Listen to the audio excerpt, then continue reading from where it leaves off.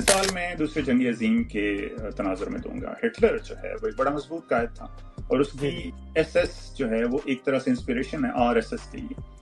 تو ہٹلر نے جنگ شروع کر دی, اس نے اپنی طاقت اور گھمنڈ کے بل بوتے پر یہ سب کچھ کر دیا 1939 میں پولینڈ پر حملہ کر کے. پھر ساری چیزیں اس کے راستے میں آسان ہوتی گئیں. اس نے فرانس پر قبضہ کیا, اس نے ہالینڈ, بیلجیم, ناروے, اسکینڈینیویا, ان سارے ممالک پر قبضہ کر لیا. پھر اس کا ارادہ انگلستان پر, انگلینڈ پر حملے کا تھا اور اس کو فتح کرنے کا تھا, لیکن بیچ چوراہے اس نے اپنا ارادہ 1941 میں چھوڑا اور روس پر حملہ کر دیا. اب یہ ایسی مووز ہیں جس کے بارے میں اس نے نہیں سوچا تھا, یا شاید سوچا ہوگا اور اس کے خیال میں اس کے نتائج اس کے حق میں ہونے جا رہے ہوں گے. مضبوط قیادت تھی, طاقت تھی, گھمنڈ تھا, بڑی مضبوط فوج تھی, سب کچھ تھا, لیکن دشمن کو شاید انہوں نے تھوڑا انڈر ریٹ یا انڈر اپریشیٹ کیا, اسے پوری طرح سے سمجھا نہیں.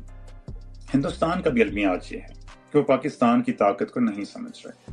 وہ یہ نہیں سمجھتے کہ اگر وہ حملہ کرتے ہیں تو پاکستان کی بکھری قوم یک جان ہو جائے گی, اور اگر فوج کے ساتھ ان کی تھوڑی بہت کچھ شکایتیں شکوے ہیں تو وہ ختم ہو جائیں گے اور فوج ان کی آگے ہوگی اور قوم پیچھے ہوگی. تو دوسرے لفظوں میں وہ پاکستانیوں کو ایک ایسا موقع دے رہے ہیں جو تاریخ میں بہت کم ملتا ہے, اور شاید یہ پاکستانیوں کے لیے ایک ایسا موقع بھی ہو کہ کشمیر کو آزاد کروا لیا جائے. تو دوسرے لفظوں میں ہندوستانی ایک بہت بڑی غلطی کر رہے ہیں, پاکستان کی ریسٹرینٹ کو وہ کمزوری سمجھ رہے ہیں.